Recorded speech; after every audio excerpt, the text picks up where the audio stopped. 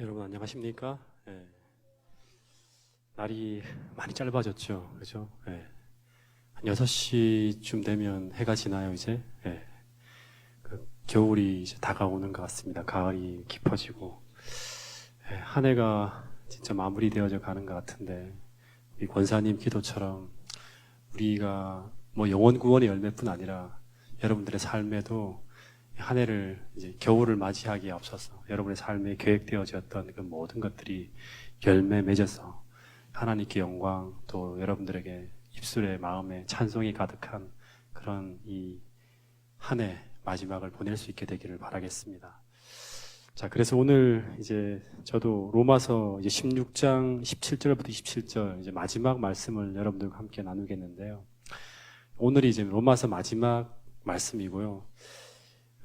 다음 금요일부터 시작해서는 이제 빌립보서를 가지고 여러분들과 함께 공부를 해보도록 하겠습니다. 얼마 안 되는 장이니까 그것도 한 달 안에 끝마치고 그 다음에 다시 구약 성경에 있는 소서진저를 또 다루고 이런 식으로 하면서 여러 성경들을 한번 좀 띄워보는 그런 시간들을 좀 가져보겠습니다. 자, 오늘 마지막 말씀 로마서 16장 17절부터 27절까지의 말씀을 같이 한번 읽어보겠습니다.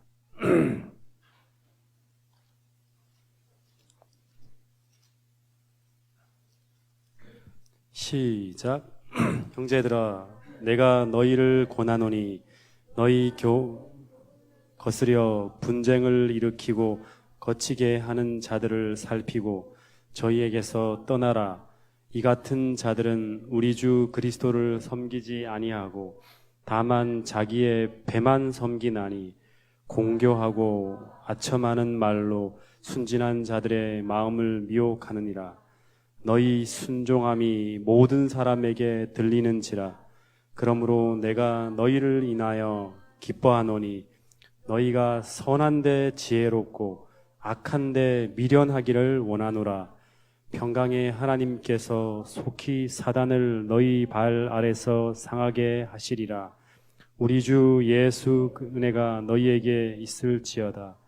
나의 동역자 디모데와 나의 친척 누기오와 야손과 소시바더가 너희에게 문안하느니라.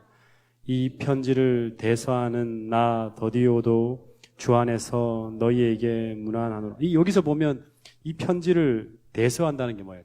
대신 써주는 사람이 누구예요? 더디오예요. 그러니까 22절부터는 이제 더디오가 직접 사도 바울이 얘기한 거를 빼고 자기가 이제 마지막 문안 인사를 이제 마무리하는 거예요. 나 더디오도 주 안에서 너희에게 문안하노라. 그 바울이 아니에요, 이 사람은. 나와 온 교회 식주인 가이오도 너희에게 문안하고 이 성의 제무 에라스도와 형제 구아도도 너희에게 문안하느니라. 나의 복음과 예수 그리스도를 전파함은 영세전부터 감추었다가 이제는 나타나신 바 되었으며 영원하신 하나님의 명을 좇아 선지자들의 글로 말미암아 모든 민족으로 믿어 순종케 하시려고 알게 하신 바 그 비밀의 계시를 쫓아낸 것이니 이 복음으로 너희를 능히 견고케 하실 지혜로우신 하나님께 예수 그리스도로 말미암아 영광이 세세 무궁토록 있을지어다. 아멘. 그래서 끝납니다. 예, 그러니까 로마서 16장을 보면 1절부터 16절까지의 모든 내용이 뭐냐 그러면 인사하고 싶은 사람들에게 다 인사하는 거예요. 나를 도와준 사람, 이 사람에게 인사한다. 그렇게 많은 이야기를 쫙 해요. 그러면서 사도 바울의 이야기가 다 맞춰집니다. 그리고 근데 여기서 끝내지 않고 부언하고 싶은 내용이 또 하나 남은 거예요. 이미 다 끝났는데 성경 이야기가. 편지가 다 끝났는데. 그러면서 덧붙인 얘기가 17절부터 20절까지 얘기고 그 다음에 21절부터 시작해서 마지막까지 내용은 누구? 바울의 글을 쓰는 사람, 비서, 수석 비서라 그럴 수 있겠죠. 그 사람 누구예요? 더디오. 나 더디오가 하면서 더디오가 로마인에게 로마서의 뒤에서 덧붙인 내용이에요. 뒤에 부분들은. 네, 그렇게 이야기가 끝납니다. 그래서 17절부터 20절까지 내용은 바울이 한 번 더 강조하는 내용이에요. PS, 편지 작성을 한 다음에 PS 해갖고 이제 추신해서 더 하고 싶은 얘기를 쓰는 거예요. 근데 그 17절의 내용이 뭐냐 그러면 형제들아 내가 너희를 권하노니 너희 교훈을 거스려 분쟁을 일으키고 거치게 하는 자들을 살피고 저희에게서 떠나라 하는 얘기가 나옵니다. 예. 다시 말해 이 로마 교회 안에 어떤 무리가 있다는 거예요. 예? 우리 이경주 집사님 이쪽에 가서 앉으시면 좋겠습니다. 예. 이제 우리 저기 누구야 정한이 집사님도 이쪽에 앉다가 이쪽으로 다 옮겼어요. 이쪽을 다 채우고 난 다음에 이쪽으로 이제 넘어갑시다. 이쪽을 다 채우고 난 다음에. 예. 예. 그러니까 다시 말해 이 바울이 참 염려되는 게 뭐냐 그러면 이 로마 교회 안에 다른 복음을 전하는 무리가 있다는 거예요. 다른 복음. 예. 예. 이게 계시록에도 봐도 그렇고 모든 교회마다 문제를 일으키는 게 뭐냐 그러면 이 다른 복음. 예. 다른 복음. 그러니까 나의 교훈을 거스려서 가르치는 이로 말미암아 교회에 분쟁이 일어난다. 그러니까 갈라디아서 1장 7절 한번 볼까요? 갈라디아서 1장 7절에도 이 로마 갈라디아서를 6장짜리를 16장으로 펼친 게 바로 로마서입니다. 그러니까 갈라디아서 내용하고 로마서 내용하고 거의 비슷해요. 근데 1장 7절에 보면 무슨 얘기가 나옵니까? 자, 한번 읽어볼까요? 시작. 다른 복음은 없나니 어떤 사람이 와서 그리스도의 복음을 변하게 하려 함이라. 그러나 우리나 혹 하늘로부터 온 천사라도 우리가 너희에게 전한 복음 외에 다른 복음을 전하면 저주를 받을지라. 그러니까 이 다른 복음은 그리스도의 복음을 변질시킨 거죠. 변하게 만든 거예요. 그렇죠? 근데 이런 복음을 전하거나 가르치는 사람이 있으면 그 사람은 아주 강도 높게 저주를 받을 것이라면서 아주 강하게 얘기를 하는 거예요. 그러니까 이 로마서 1장 7절, 그 다음에 로마서 16장 17절, 갈라디아서 1장 7절에 보면 이 같은 거예요. 다른 복음 또는 혹은 이건 다른 복음이라는 것은 뭐냐 그러면 다른 교훈이죠. 다른 교훈이라는 것은 뭐예요? 성경에서 그 포커스를 두지 않고 있는 다른 어떤 교훈을 가르치는 거예요. 이건 또 다른 말로 하면 잘못된 가르침이라 할 수 있겠죠. 성서적이지 않은.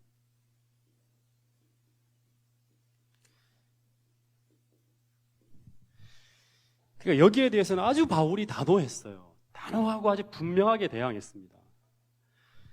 그러니까 성경의 사상을 벗어난 교훈, 그죠? 성경을 가르치지만, 성경으로 말하지만 성경의 사상, 성경에서 포커스를 맞추고 있는 것에서 벗어난 그런 가르침, 이것은 다 우리로 하여금 그 사람뿐 아니라 그 사람도 저주를 받게 되고 그렇게 가르치는 사람도 그렇게 그 가르침을 받아들이는 교회도 성도들도 문제가 생긴다는 거예요.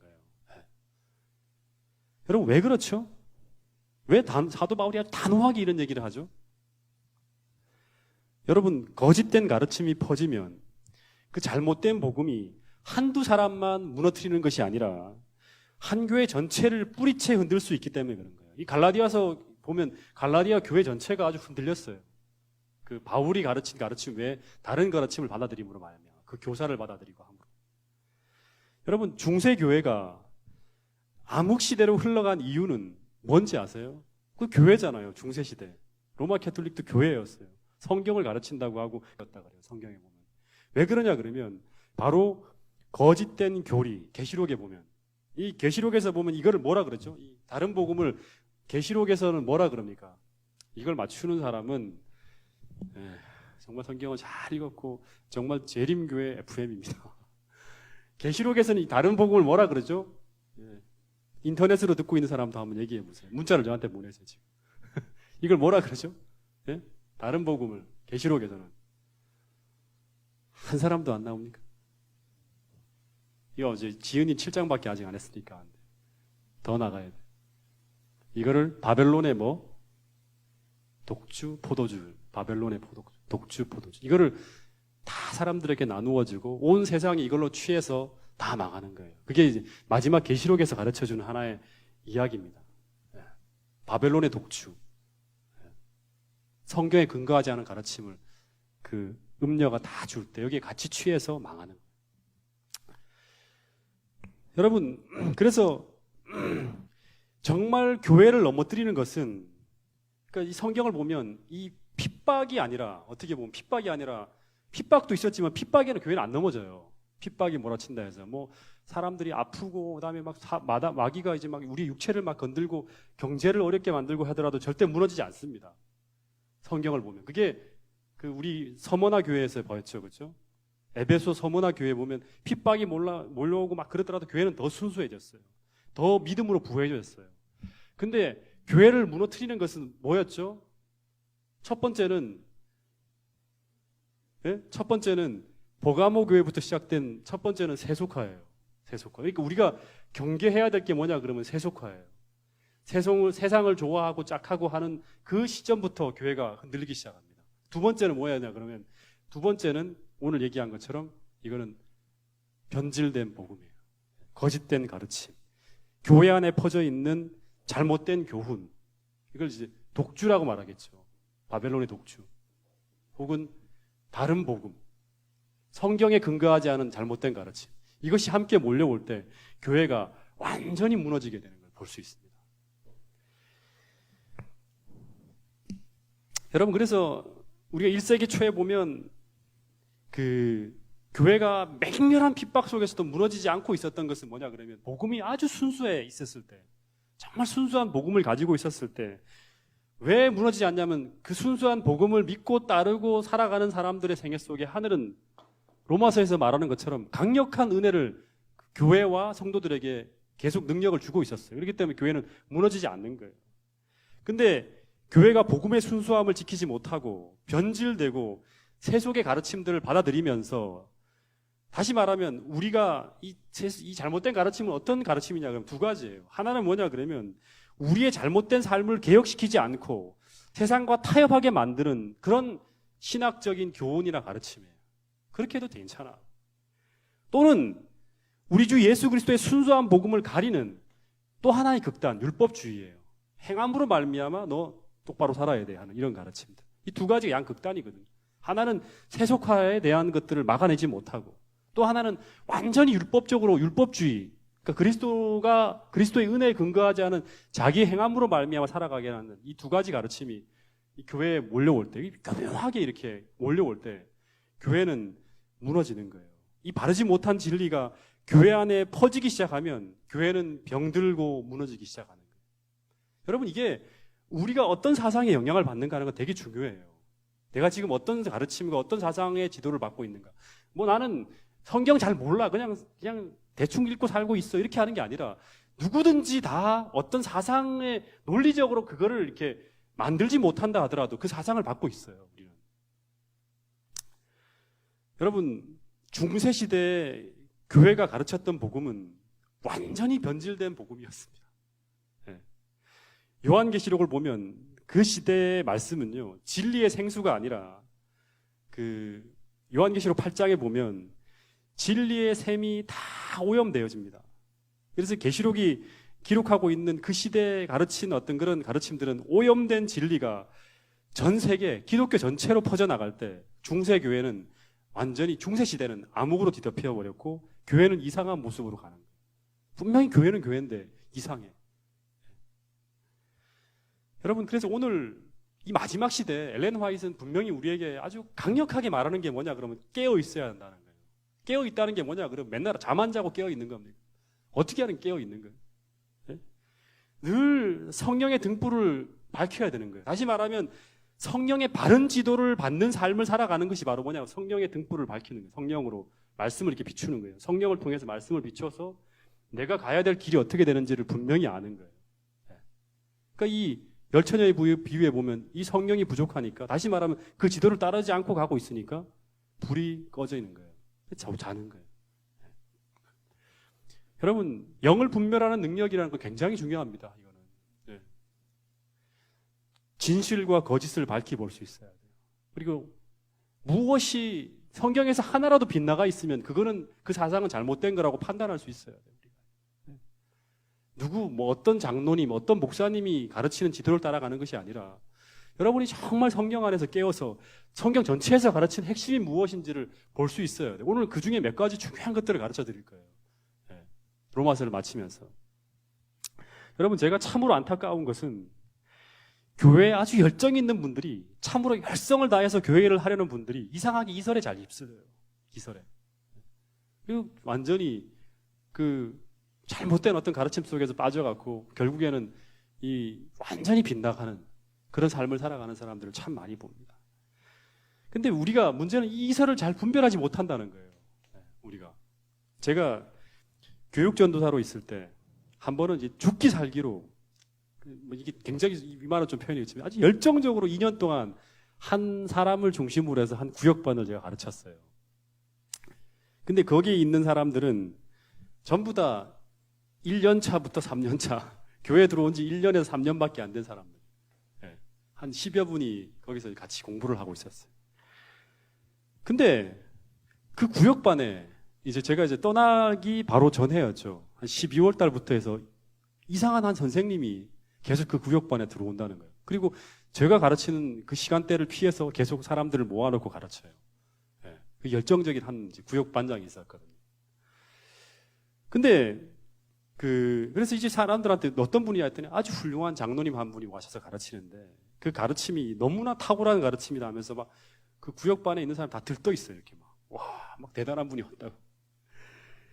그래서 그 내용이 어떤 내용인지 물어봤어요. 그랬더니 굉장히 황당한 이야기가 나오는 거예요. 다니엘서를 가르치는데 그분이 무적행이라는 말 단어를 그냥 문맥 그대로 그 직역을 해서 땅 속이라고 가르치는 거예요. 그리고 새 하늘과 새 땅이 지하에 건설될 것이라는 것과 그리고 자신이 이 지하가 존재한다는 것을 과학적으로 확인하는 뭐 그런 내용들을 뭐 이렇게 사람들에게 보여주는 그런 가르침이에요.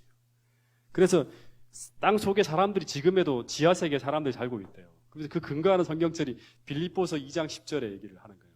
빌립보서 2장 10절에 보면 나중에 찾아봐. 중요한 게 아니니까. 그 하늘에 있는 존재와 땅에 있는 존재와 땅 아래에 있는 모든 존재들이 다 하나 예수 그리스도 앞에 머리를 굴른다는 경배한다는 그런 내용을 가지면서 땅 아래에도 그 사람이 좀 산다는 거예요. 관용어로 해석을 하지 않고 그게 다 직설적으로 다 해석을 하는 거예요. 이게 다니엘서에서 어떻게 가르침이 나오는지 이해가 안 되는 거예요, 제가. 그래갖고 이거는 진짜 문제가 있다는 생각을 해서 이게 분명히 근데 바로 얘기를 못 하는 게 뭐냐 그러면 그 가르침이 너무나 명쾌한 가르침이라 하면서 그 구역반 전체가 다 막 열광하는 거예요. 그 사람의 가르침에 대해서. 근데 그래서 그분이 신원이 어떻게 되는지 물었더니 신원이 확실치가 않아요. 어느 교회 출신인지 물어도 대답이 잘 안 나오는 거예요.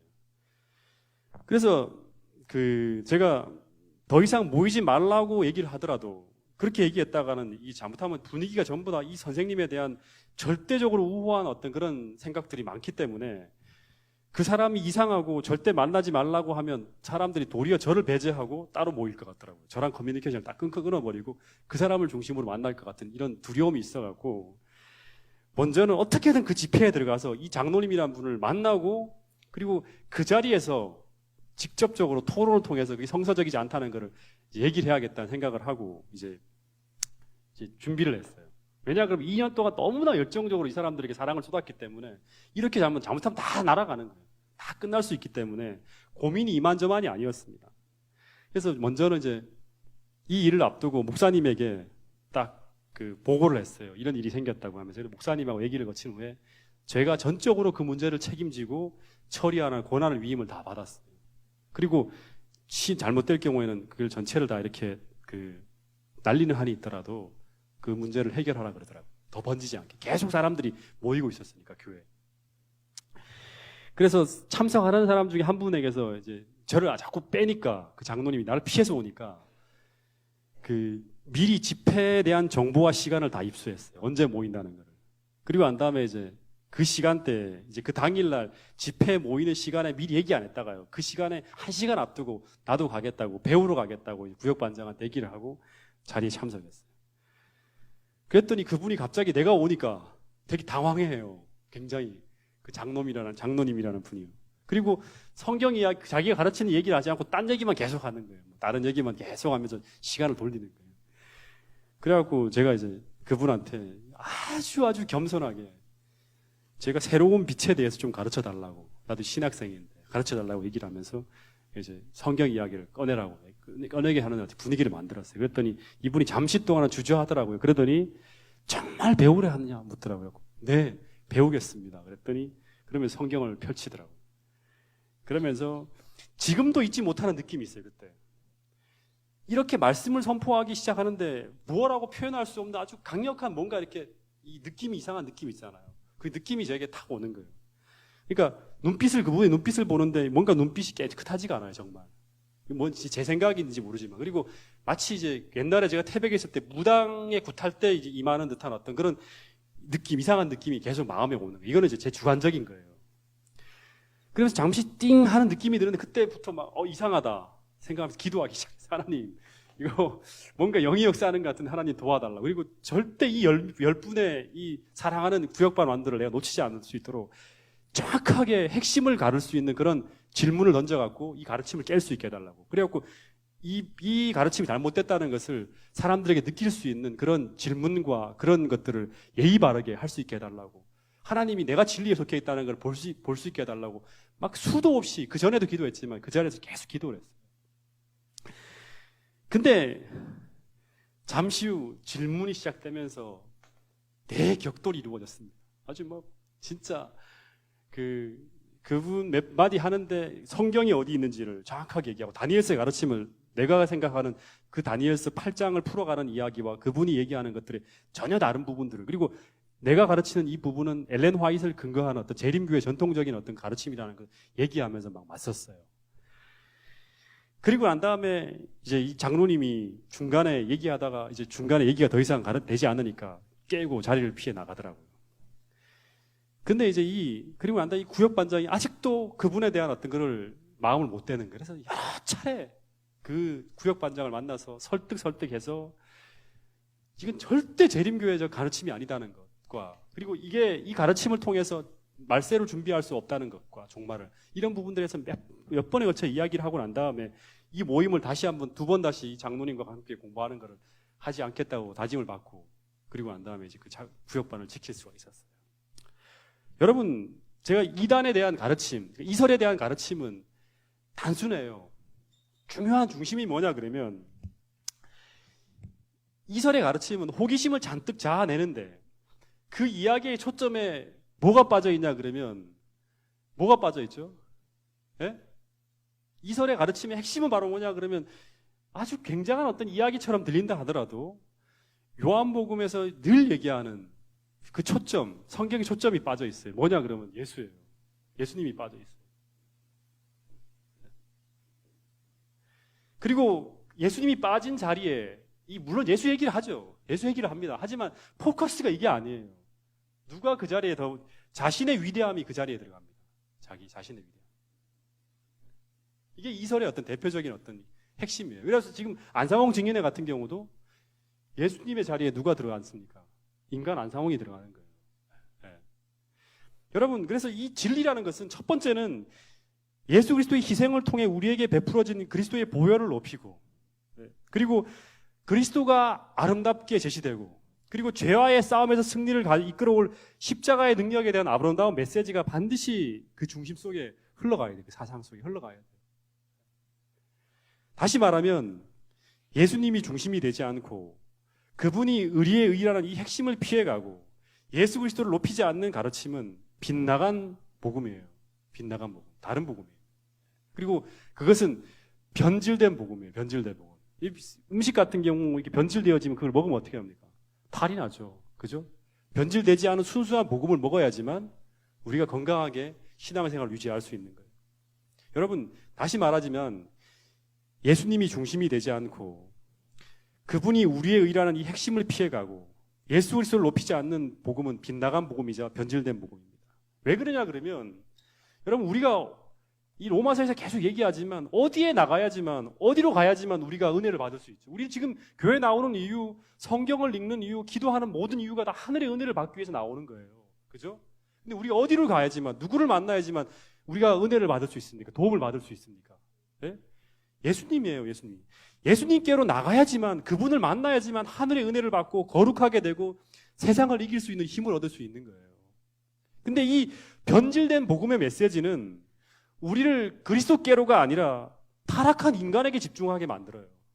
그리고 결국 흥미와 즐거움과 뭔가 대단한 것을 우리에게 보여주는 것처럼 보이지만 결국 우리로 하여금 이 초점을 흐리게 만들어요. 포커스를 놓치게 만들어서 결국 우리에게 그리스도를 통해서만이 얻을 수 있는 그 구원과 은혜를 결국 받는데 실패하게 만드는 거예요. 이게 사단이 우리에게 만들어 놓은 변질된 복음이에요. 다른 복음. 그러니까 하늘의 보좌로 나가야지만 되는 거예요. 여러분 로마서의 계속 가르침이 그거예요. 믿음으로 말미암아. 그걸 마지막에 한 번 더 정리를 할 거예요. 제가 오늘 마치면서. 여러분 여호와 증인 교회가 왜 이단이죠? 왜 문제가 있죠? 가르침에. 그 핵심을 아십니까, 여러분? 여러분 여호와 증인 교회도 예수님을 인정하고 성경을 인정합니다. 성령 하나님도 뭐 인정을 해요. 물론 뭐 능력이라고 그렇게 하지만 침례도 우리랑 똑같이 침례 받아요. 침례를 받아. 알죠? 침례. 여호와 증인 교회도 침례식이 있어요. 그리고 우리랑 또 비슷한 게 뭐냐면 조건적 영원 불멸설. 그것도 우리와 똑같아요. 네. 그래서 여호와 증인 교회 사람들은 옛날에 제가 처음에 여호와 증인 교회 사람들하고 같이 공부를 좀 했었거든요. 관심자 과정까지 가서 2주 동안 공부했어요. 근데 거기에 가르치러 오는 사람들이 나중에 이제 제가 안식일 교회 다니고 난 다음에도 몇 번 차례 들어와서 얘기하는 얘기가 당신네하고 우리하고 비슷하다고 얘기를 하는 거예요. 근데 절대 비슷하지 않아요. 완전 달라요. 안식일만 틀리다. 절대 안식일만 틀리지 않아요. 완전 틀립니다.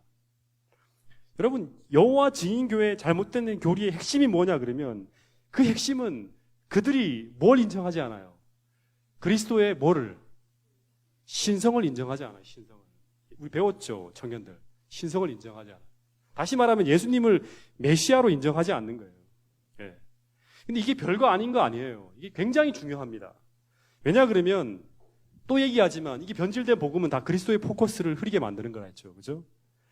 성경의 중심, 성경의 초점, 모든 성경은 다 나에 대해 증거한다 했잖아요. 예수님에 대해서. 이 포커스라는 거예요. 그래서 이 예수님의 신성을 인정하지 않고 부정하는 것, 다시 말하면 이 성경에서 우리에게 포커스로 가르쳐준 초점을 놓치게 만드는 것, 한눈 팔지 않도록 계속 우리에게 가르쳐주고 강조하는 예수님에 대한 초점을 흐리게 만드는 게 바로 여호와 증인 교회 가르침이에요. 여러분, 우리가 예수님을 주목할 때 모든 구원이 있고 능력이 있고 영생이 있고 길이 보이고 답답한 인생에 답이 나오고 그러는 거예요. 절대 그래서 여기에 한눈을 팔면 안 되는 거예요. 예. 여러분 그래서 이 여호와 증인이 이단인 것은 이 여호와 증인교회의 가르침의 중심에 그리스도가 중심이 아니라는 것. 이게 제일 큰 다른 복음의 핵심이에요. 여러분 예수님이 피조물입니까? 예? 예수님이 피조물이 아니잖아요. 근데 이 여호와 증인은 예수님을 피조물이라 하고 경배의 대상으로조차 인정하지 않습니다. 예. 신이 아니라는 거예요. 이 완전히 변질된 복음, 무서운 복음이에요. 나중에 제가 한번 여호와 증인교회 분들하고 원당했을 때 한번 싸울 때 싸운다는 게 보다는 이게 토론할 때 제가 그분들한테 그랬어요. 당신들은 성경을 그냥 진짜 대충 공부하고 성경의 중심이 무엇인지 모르고 가장 무서운 어떤 복음을 지금 무서운 교리를 가르치고 있다고 얘기를 했어요. 그 예수님이 경배의 대상이 아니라고 어디 가르치냐고. 계시록에 보면 천천만만의 천사가 다 그리스도 앞에 찬송하고 예배하고 있는데 그분의 그 명백한 어떤 그런 사실을 부인하고 있다고. 가리고 있다고. 이거 복음을 가리는 거라고. 그래서 막 했다가 진짜 아주 크게 한번 싸울 뻔한 그런 적이 있습니다. 여러분, 그러니까 이 예수 그리스도가 보이지 않으니까 여호와 증인교회의 구원론도 철저히 행함으로 말미암는 의예요. 그래서 몇 시간을 일해야지만 뭐에 참여할 수 있어요? 십자가 자천의 대열에 들어갈 수 있다. 그 자격을 얻는 길이 바로 뭐냐 그러면 그래서 지금 집집마다 방문하는 게 다 그거잖아요. 행함으로 말미암는. 이 초점을 놓치니까 그리스도가 보이지 않으니까 로마서가 안 풀어지죠. 그러니까 그런 얘기들이 나오는 거예요. 여러분 로마 캐톨릭도 마찬가지예요. 무수한 교리가 있지만 가장 대표적으로 우리가 참 문제가 되는 교리가 뭐냐 그러면 마리아 숭배예요. 마리아 숭배. 여러분 혹시 아세요? 이 마리아 숭배, 마리아가 높아지면 무슨 문제가 생기죠? 예? 마리아가 높아지면 누가 가려집니까? 예수 그리스도가 가려지는 거예요. 그러니까 예수님이 하는 그 모든 일을 다 마리아가 하고 있어요. 예. 중보하고 마리아에게 이렇게 빌면 기도하고 묵주의 기도가 다 마리아에게 기도하는 거잖아요. 예. 여러분 우리가 성경은 우리가 예수 그리스도의 중보를 통해서 우리가 하늘의 은혜를 입는 것인데 마리아가 우리에게 은혜를 끼치는 대상이 되어버렸어요. 그러니까 포커스가 가려진 거죠. 그러니까 여러분 이것이 바로 뭐냐 그러면 다 진리의 셈이 오염되어진 바벨론의 독주입니다. 독주. 다 성경을 가르친다 그래요. 네. 전부 다 하나님을 경배한다고 해요. 하지만 성경의 중심 교훈에서 중심 사상에서 다 빗나가고 피해가면 전부 다 우리로 하여금 죄로부터 구원받게 하는 그리스도가 사라지고 죄를 우리가 이길 수 있는 능력이 어디서부터 오는지 다 끌어놔요. 그럼 결국에는 이 변질된 복음으로 말미암아 우리가 정말 순수한 복음으로 말미암아 하늘의 은혜를 입는 모든 길이 차단되는 거예요. 여러분 이게 바로 대부분의 이설의 특징이에요. 그래서 사도 바울이 강력하게 이 핵심을 비껴나가고 표적을 비껴나가는 이 가르침에 대해서는 철저하게 너희들이 대항하라고 얘기하는 거예요. 여러분 이제 이 말씀을 좀 정리하면서 로마서 전체에 대한 부분을 다시 한번 정리하고 마치겠습니다. 그럼 저를 좀 보세요. 이제 한 5분, 10분 정도, 5분 정도에서 다시 한번 전체 로마서에 대한 이야기를 딱 정리를 할 테니까요. 이건 복음에 대한 얘기를 할게요. 여러분 로마서 핵심이 뭐라 그랬죠? 네? 네, 로마서 1장 17절입니다. 이게 핵심이라 했죠. 오직 의인은 뭘로 말미암아 산다? 믿음으로 말미암아 산다. 이게 핵심이에요. 믿음으로. 종교개혁도 마찬가지예요. 솔라 피데. 오직 믿음으로. 그리스도인은 오직 믿음으로 산다는 거예요. 오직 믿음으로 산다. 근데 이 믿음이라는 것이 뭐다? 로마서에서 가르쳐주는 믿음. 이걸 잘 봐야 돼요. 이걸 모르면 우리가 표적을 빗나갈 수 있어요.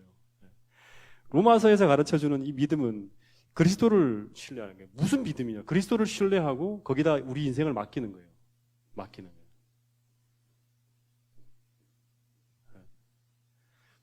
근데 어떻게 맡기려면 어떻게 해야 되냐 그러면 이제 이게 로마서 1장부터 3장까지 이야기의 핵심이 뭐냐 그러면 3장까지 쭉 이야기의 핵심. 우리가 이 맡기는 이 믿음이 생기려 그러면 3장까지 이야기하는 핵심이 내 안에 선한 것이 아무것도 없고 내가 스스로 하늘 갈 수 있는 능력이 내 안에서는 1%도 없다.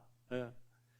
다시 말하면 전적으로 그리스도를 의지하며 살아야 할 존재라는 것을 깊이 인식하는 것에서 시작된다는 게 사도 바울의 이야기의 핵심이에요. 그래서 1장부터 3장까지 내용이 계속 오직 의인은 없나니 아무도 없다고 계속 이야기하는 거예요. 예. 다시 말하면 전적으로 그리스도의 필요를 느끼며 전적으로 굴복하는 마음을 가지고 나가는 삶에서 성경적 믿음이 시작된다는 거예요. 다시 말하지만 그리스도를 전적으로 이제 필요하다는 존재라는 걸 자기가 인식하고 전적으로 주님을 굴복하는 마음을 가지고 나가는 삶에서 성경적 믿음이 시작된다는 거예요. 이것을 가지고 성경에서는 뭐라 그러냐면 구약에서는 상한 심령이라 그래요. 상한 심령. 이걸 가난한 심령이라고도 하죠. 신약에 가다는. 그래서 시편 51편 17절에 보면 무슨 말이 있냐 그러면 하나님이 구하시는 제사라는 건 뭐냐? 우리에게 받으시기를 바라는 것이 상한 심령이라 그래요. 그래서 하나님이 상하고 통회하는 마음을 어떻게 하지 않는다? 상하고 통회하는 마음을 어떻게 하지 않는다? 멸시하지 아니한다고. 다시 말하면 그 마음에 구원을 주신다는 게 구약의 메시지예요. 그리고 이사야서 58장 15절 보세요. 이사야 58장 15절. 여기도 똑같은 말이 반복돼요. 지존무상하며 거룩한 곳에 거하시는 하나님께서 어떤 사람과 가까이 하신다고? 마음이 상하고 통회하는 심령과 가까이 하신다고. 심령이 가난한 자는 복이 있나니. 똑같은 얘기들이에요. 이게 로마서 1장부터 3장까지 이야기예요. 여러분 다시 말하면 내가 더 이상 내 삶의 주인이 아니라 오직 그리스도가 내 삶의 주인이 되기를 간구하는 이 상한 심령을 가지고 주님을 찾는 사람들에게 하나님이 뭘 주신다? 은혜를 주신다는 거예요. 은혜를 주신다. 그 주시는 은혜가 뭐다? 로마서 3장 21절에 보면 하나님의 의라 그러는 거예요. 하나님의 의. 오늘 정리하는 거예요. 하나님의 의. 이 하나님의 의는 쉽게 말하면 한마디로 표현하면 용서예요. 용서. 주님의 용서. 하늘이 우리에게 주신 용서. 그래서 이게 입혀주는 의, 다시 말하면 그리스도로 온통 덮어지는 생애, 이거를 가지고 다른 말로 하면, 신학적 용어로 하면 두 단어로 이 의를 칭의라고 합니다. 칭의, 용서. 그리고 이 칭의가 이루어질 때 동시에 뭐가 이루어지냐면 성화가 이루어져요. 성화, 칭의가 이루어질 때. 여러분, 믿음의 삶이 성화죠. 믿음으로 알면 살리라 하는 게 성화예요. 여기서. 여러분, 다시 말하면 로마서 6장에서 내가 더 이상 내 삶의 주인이 아니야. 이 이야기 반복하는 거예요. 그리스도와 함께 십자가 죽고 장사 지내는 이 이야기예요. 로마서 6장에서 내가 더 이상 내 삶의 주인이 아니라 오직 그리스도가 나의 삶이 주인이 되어졌다는 것을 믿음으로 인정하는 사람에게, 다시 말하면 칭의의 경험 속에 들어간 사람들에게 예수님은 뭘 주신다고 약속했냐? 그러면 그 핵심이 새 생명이에요. 새 생명. 이 로마서 6장 이 이야기 계속 반복했어요. 로마서 공부할 때마다. 새 생명이에요. 그리고 8장에서는 이 믿음으로 살아가는 사람들에게, 다시 말하면 그리스도 안에 있는 사람은 새로운 피조물이라 뭐 이렇게 나오잖아요. 이제 더 이상 정죄함이 없다 하잖아요. 이 믿음으로 살아가는 사람들에게, 다시 말하면 예수 그리스도 안에 있는 사람들에게 또 하나 주시는 선물이 있어요. 이 뭘까? 생명의 성령의 법이 죄와 사망의 법에서 너를 해방시키는 역사가 펼쳐지게 된다 하는 거예요. 이 말은 다시 말하면 믿음으로 살아가는 사람들에게 뭘 선물로 주신다? 로마서 8장에서는 성령을 선물로 주신다는 거예요. 죄를 이기는 능력. 여러분, 그래서 이 8장까지 교리가 쫙 다 끝납니다. 그 다음부터는 유대인에게 전하는 메시지고, 그 다음엔 믿음으로 살아가는 사람 어떻게 살아야 되는지 한 12장부터 끝까지 이야기가 다 이야기돼요. 교리까지는 8장으로 끝나요. 그래서 이 하늘의 의, 용서, 칭의, 그 다음에 새 생명, 성화, 성령, 이 모든 것들은 전부 들으세요. 로마서 1장부터 3장까지 말하는 그 믿음으로 말미암아 살겠다고 고백하는 자에게 주어지는 선물이에요. 그러니까 요걸 공부 안 하면 몰라요. 이 얘기만 계속 하는 거예요. 하늘의 의. 그러니까 계속 성령이 받아지지가 않아. 계속 새 생명이 내게 오지 않아. 이게 뭔지 경험도 안 돼. 성화가 뭔지, 칭의가 뭔지, 용서가 경험하는 게 어떤 건지 경험이 안 되는 거예요. 왜냐 그러면 요게 안 되기 때문에 그러는 거예요. 그러니까 요 믿음을 가지고 살아가는 사람들에게 하나님께서 주시는 선물들이 다 이건데, 그 경험을 못하고 교리로만 이렇게 받는 거, 이런 약속들이 있다고 생각을 하지만 그 조건이 뭔지를 모르는 거예요. 여러분, 로마서 1장부터 3장까지 말하는 그 믿음으로 말미암아 살겠다고 고백하는 자에게 주어지는 선물이 하늘의 의, 새 생명, 성령, 이런 것들이에요. 여러분, 이것은 전부 다 주님을 전적으로 의지하겠다고 고백하고 믿음으로 나오는 자를 하나님이 전적으로 돌보시며 책임지시겠다고 하시는 약속의 선물들이 바로 뭐냐면 하늘의 은혜예요. 그렇게 살겠다고 하는 자들에게 내가 전적으로 책임지고 돌보겠다는 거예요. 어떻게 돌보시겠다가? 너하고 내하고 단절되어 있던 그 죄악적인 모든 죄책감을 다 용서해 주겠다. 그리스도로 덮어주겠다. 내가 주는 이 칭의로 입혀주겠다. 그리고 그렇게 사는 사람에게 내가 성화, 거룩된 삶을 살 수 있도록 해주겠다. 그리고 그 사람에게 영원한 생명, 새 생명, 다시 말하면 하나님으로 살아가는 생명을 지금부터 하늘까지 주겠다. 이 성령이에요, 성령. 이게 다 약속인 거예요. 여러분, 그래서 이 믿음 안에, 이 믿음을 가지고 살아가는 사람들을 로마서 6장에서는 율법 아래가 아닌, 자기 힘으로 살아가는 사람들이 아닌 은혜 아래 삶이라고 그래요. 율법 아래는 내 힘으로 살아간다는 거고, 은혜 아래 살아간다는 것은 하나님이 주시는 은혜로 살아간다는 거예요. 이게 예수님이 말씀하시는 너희는 먼저 그의 나라와 그의 의를 구하라. 하나님의 의를 구하라. 그러면 내가 이 모든 것을 어떻게 하겠다? 돌봐주시겠다. 이 이야기를, 이 예수님의 가르침을 바울이 쫙 체계 있게 로마서로 펼쳐놓은 겁니다. 여러분, 그래서 우리가 은혜 받은 삶, 은혜 있는 삶이 어떤 삶인지를 잘 공부를 좀 해야 돼요. 그리고 이 포커스가 뭔지를 알아야 돼요. 여러분, 그래서 성경은 제가 참 다시 한번 정리하면서 이 생각을 했는데요. 이 자기를 부인하는 행동으로 증명되지 않는 믿음은 믿음이 아니다라고 얘기합니다. 반드시 자기를 부인하는 게 있어야 돼요. 그러니까 제가 얘기했잖아요. 로마서의 가르침을 한마디로 하면 이제 내가 내가 아니라 오직 그리스도. 이게 바울의 가르침의 핵심이라 했잖아요. 오직 그리스도. 그러니까 다시 말하면 자기를 부인하는 이 행동으로 증명되지 않은 믿음은 믿음이 아니라는 거예요. 믿음에는 언제나 자기를 부인하는 삶의 자세가 포함되어 있다고 로마서는 말하고 있어요. 계속 이 얘기를 하는 거예요. 그래서 내가 아니라 오직 이제 그리스도가 내 안에서 삶의 주인이 돼서 살아가시는 그 역사, 맡겨지는 삶에 펼쳐지는 역사가 바로 믿음으로 말미암아 살아가는 삶이라는 거예요. 여러분, 그리스도인은 내 힘으로 살지 않아요. 우리 하나님만 계시면, 그분이 계시면 그게 희망이에요. 하나님께서 나를 돌봐주신다. 나는 하나님의 은혜로 산다. 내가 가지고 있는 통장, 내가 가지고 있는 명예, 내가 가지고 있는 어떤 세상적인 힘과 능력을 가지고 살아가는 것이 아니라 오직 그리스도인은 누구로 말미암아 산다? 오직 예수님으로 말미암아 사는 거예요. 그래서 하박국서가 믿음으로 말미암은 의의 하나의 굉장히 중요한 어떤 교리를 가르쳐주고 있는데, 거기 의는 오직 하박국서 2장 4절인가요? 오직 의는 믿음으로 말미암아 사는데, 하박국 당시의 삶은 진짜 다 망하는 삶이에요. 바벨론에 의해서 무화과 나무에 소출이 없고 밭에 뭐가 없고 다 무너졌잖아요. 하지만 나는 여호와로 말미암아 기뻐하고 즐거워한다. 왜냐 그러면 그분이 계시기 때문에. 오직 의인은, 그리스도인은 뭘로 살기 때문에? 여호와로 말미암아 살기 때문에 그렇다는 거예요. 오늘 우리 마지막 시대를 살아가는 사람들도 경제적으로 다 잃어버리고 야곱의 환란 속에서 우리가 가진 모든 것을 다 잃는다 하더라도 내가 예수님과 나와의 관계가 이 믿음으로 내가 맡겨진 삶을 살고 있다 그러면 나는 절대 흔들리지 않아요. 그 시편 46편에 말한 것처럼 새 산이 다 흔들려 무너진다 할지라도 여호와가 나와 함께 하시 성중에 계시면 우리는 절대 요동하지 않는다는 거예요. 여러분, 이 믿음을 오늘 살아가는 이 삶 속에서 배우고 경험하게 되기를 간절히 바라겠습니다. 갈라디아서 2장 20절은 바로 사도 바울의 이 전체 이야기를 한 구절로 딱 정리한 거예요. 이 로마서 1장 17절에 나오는 이 믿음이 뭔지를 오직 의인은 믿음으로 말미암아 사는데 그 믿음이 무엇인지를 설명하는 게 갈라디아서 2장 20절이에요. 잘 알잖아요. 애웁시다. 이 뭐예요?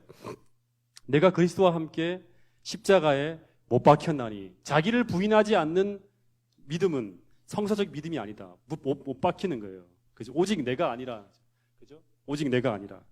내가 그리스도와 함께 십자가에 못 박혔나니. 그런즉 이제는 내가 산 것이 아니요. 오직 내 안에 누가 사신다? 그리스도께서 사신다.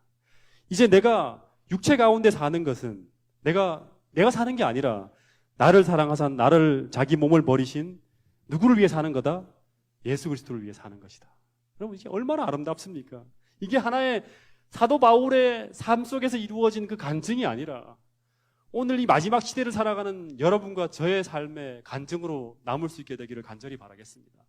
그래서 이 하나님의 의가 무엇인지를 경험을 하고 그 안에서 용서받는 이 경험이 얼마나 기쁜 것인지를 경험을 하고 그리고 이 칭의와 성화 속에서 내가 그리스도를 믿음으로 살아가는 삶을 통해서 우리에게 주신 새 생명이 무엇인지 간증으로 증명하면서 이 보이지 않는 성령의 능력을 체험하면서 세상을 이기는 위대한 그리스도인들이 여러분과 저가 될 수 있기를 간절히 바라겠습니다.